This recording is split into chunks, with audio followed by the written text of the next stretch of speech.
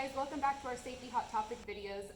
Today we're talking about summer safety, and I'm so excited because I think this is the first ever safety hot topic video that I did with Jenna. So we'll have new and improved information this month. In particular, we're going to look at how we can keep ourselves safe during the summer, during a global pandemic, while we're all bored. Because there's a lot going on right now, so we're going to kind of pull in COVID. We're so happy that you're back with us. I'm glad to see your face. We haven't seen each other in forever. So let's go ahead and get started. My name is Zuiker, and I'm the Safe Community Program Manager here. And this is my co-host. Hi, I'm Kaitlynn Frey. I am an education specialist with the Safe School Institute. Thanks for being here. I'm so excited. I know. Okay, so let's start with how you can keep your kids safe. Absolutely. So the first thing we really want to talk about is your kids being home alone. So I know a lot of the times parents like to go out, they need a break or whatever. While we're not, again, truly experts on everything, we do want you to be cautious about leaving your kids home alone if they're a certain age, making sure you have a plan, emergency contacts, who they can call, if there's a neighbor they can go to if something happens, making sure they know to call 911 if a fire starts. So when it comes down to it as well, with COVID, your kids are also extremely bored. So leaving them home alone, they might get into things. And I was thinking about this over the weekend, and I hate to really attach kids to dogs, but when we think about dogs, we assume that we've trained them and they're supposed to do, what we've told them, right? And so one day I tried this, and I've made sure my dog knows what to do. Every time I'm home, she's on it. But one day I walked out of my house and I sit at my window, and she did everything I told her not to do. And again, I hate bringing kids to dogs, but we have to assume that kids, when we're not around, they're going to try some things. So just make sure your kids, if you're choosing to leave them home, make sure they're mature enough to handle this. Again, have an emergency contact list. Warn a neighbor if they're home. Giving them those tools that if you are gone, they can't get a hold of you, they know what to do. Now, let's talk about sitters and going places that kids normally go in the summer. Absolutely. Things have changed a lot, especially with COVID. There's less daycares open, there's less summer camps open, and sitters are like, I have a friend whose nanny is still not comfortable coming. There's different people that might be watching our kids than normal. Absolutely. What do we need to look out for, especially now? So I actually used to be a sitter, and what was required for me and what my mom also felt comfortable with in order to me going into someone's house was knowing that family as well. But me as a sitter, my mom wanted me to be first aid certified and CPR certified, because if something happens, I needed to know what to do. And also me knowing the contact list. So as parents, making sure your sitter knows also who to call, knows what to do, knows where you're going and when you're going to come back. And also making sure if your kids are telling you something about the sitter, please listen. Your kids are definitely disclosing this for a reason. So please just listen. So making sure your sitter is certified and making sure they're prompt and follow directions. And trust your gut. Absolutely. If something feels off, follow that intuition. It's there for a reason. Now let's transition to summer camps. Summer camps is actually something that Crime Stoppers has really worked a lot on. Our CEO has worked really hard to partner for a summer camp bill that she'll be talking about later this month. And I'm so excited for that presentation. I think it's next Friday actually that she'll be talking about that. So tune into our virtual presentations for that. But some quick things that you can look out for in summer camps are all employees checked, or are their criminal backgrounds checked? What is going on? And you can find that information out from the camp. You can literally ask the camp. You can figure out who the counselors are going to be and do it yourself. The next thing is, what training does the staff go through? Is there any bullying training? Are they CPR certified? All those things that Kaitlynn was talking about with sitters, is that happening as well at camps?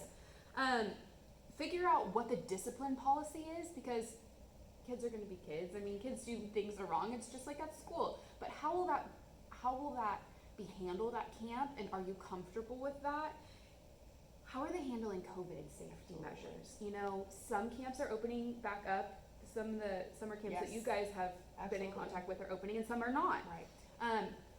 So what safety precautions are there? What cleaning precautions are there? What social distancing can happen at that camp? All of those things to make sure that they're staying safe from normal things, but also from COVID things. And then finally, is this camp listed on the American Camp Association? This is an association that works to kind of vet camps. And you want to make sure whatever camp you're sending your child to is on that list. Absolutely.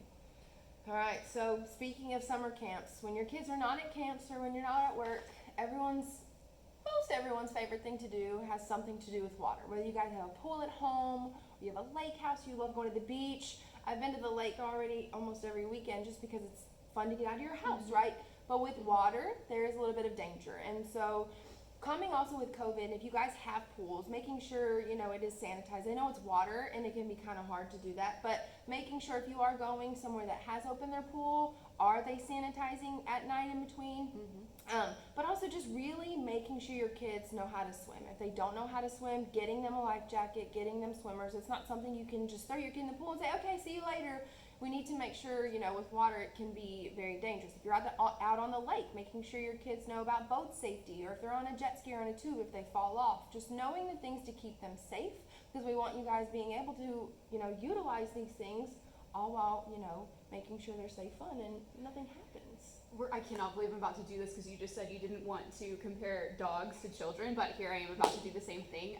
My dog loves to swim. Oh my gosh. And it's so funny because he won't stop. Like, he doesn't know his limits. And so it gets to a point where it's a little dangerous because I'm so afraid he's going to get so tired from swimming and drown. Same thing with children. That you got to put those boundaries and those limits for them because they don't know when it's too much. Absolutely. And when you're in the pool too, I feel like you get more tired. Yeah. And you don't realize it because you're like, oh, I'm in the water. Especially with getting sunburnt as well. Like if you're sitting in the lake or the pool, you don't realize how bad that can be. So make sure you also have your sunscreen as well. Yep. Okay, let's talk about staying safe while traveling. Traveling's definitely going to look different this summer. I mean, even from my personal perspective, my husband and I were planning on going to the Olympics, which was so cool. That's not happening anymore. Then we're like, well, what other vacations could we go on? Nothing's open. Right. So I very much think that people will be driving a lot more than normal, going on road trips instead of flying places, stuff like that. So let's talk about being prepared on the road. Number one thing that I can say is make sure that you can switch drivers up. Driving makes you drowsy, road hypnosis. So make sure that you can switch from one driver to the next safely. You take enough breaks and make sure that your kids are occupied, because how many times with your siblings have you been like fighting in the back seat and your mom's like, stop. That's a distraction that can cause accidents. So make sure that you have a plan for that. Okay, and if you're going on a road trip, you're obviously needing to stay somewhere, right? Depending hope on how so. far you go. I hope so. Right? So when it comes to lodging, I know a lot of people choose hotels. And hotels, some people get a little weirded out about them, but when you go to a hotel, there's always things you can check for, right? So the first thing when it comes to relating to COVID, if you are choosing to stay at a hotel, always when you go up there, ask them, hey, how are you handling COVID? How are you handling these rooms? How are your staff handling this? And are you guys aligning to CDC recommendations? It's okay to ask that. You are choosing to stay somewhere that's a public place. Your safety matters. And if they agree with you, they're not going to hesitate to answer your questions. And they're going to say, you know what, we're doing this, and they'll make you feel comfortable. Now, when you go into your room, make sure your doors lock. Make sure your phones work. Is there dangers in the room? If so, if you have children, find a way to childproof them. Make sure that you have enough space to sit and enough space for you guys to sleep. Just making sure it's childproofed. Always keep your valuables locked away. I know that there's a safe in the room that you guys can use. Utilize it, right? You don't want something to happen if someone were to come clean your room and something go missing and now you're like, oh my gosh, what to do? So just keeping yourself protected. Always err on the side of safety, always. And just making sure that, you enjoy your time while you're there. Yeah, for sure. Last thing we want to touch on is keeping your house safe while you're gone. A lot of neighborhood crimes are crimes of opportunity, meaning people notice that you're gone. So make sure that you think through what your house is going to look like while you're gone. You can do things like put your lights on timers. There's even this little tiny device that is called a TV simulator that you can order on Amazon, and it's like this big. And it flashes lights like a TV of various kinds. It's just a few dollars, and you can order it and put it in your living room and turn it on. It'll make it look like your TV's on in someone's home.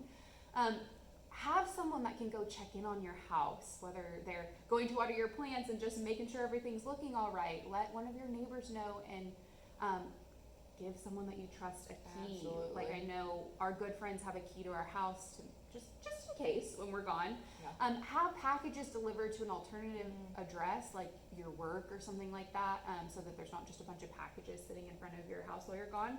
And this is really the biggest thing in my opinion.